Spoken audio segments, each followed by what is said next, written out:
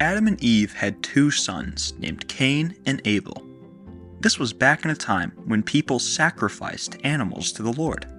Abel gave a generous offering that pleased God, but Cain's offering didn't. It's not that Cain's offering wasn't good enough. It was because Cain didn't do right by God. His heart was full of anger and hate. God told Cain that if he did what was right, then his offering would please him. This made Cain very jealous of his brother. Cain was so jealous that he killed Abel. The older part of the Bible, called the Old Testament, has a lot of stories about people sacrificing animals. These sacrifices reminded God's people that sin is ugly, costly, and leads to death.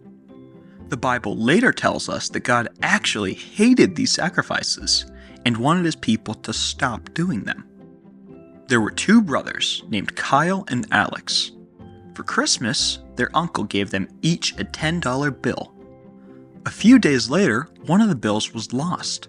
The brothers fought over who lost their money. Dad heard them arguing and asked what was going on. Alex blamed Kyle for losing his money, and Kyle blamed Alex for starting the fight. And after a few minutes of this, Dad interrupted and said, "Give me the $10. Dad said, "I don't know who started this, but I'm gonna end it." He gave the bill to Kyle. Then he pulled another $10 bill from his wallet and gave it to Alex. "No more arguing," Dad said. "This is finished." On the cross, Jesus did to sacrifice what Kyle and Alex's dad did to their argument. He ended it. Jesus gave himself up for us as the very last sacrifice, so that no more sacrifices would be necessary. The Bible doesn't tell us exactly how sacrifice started.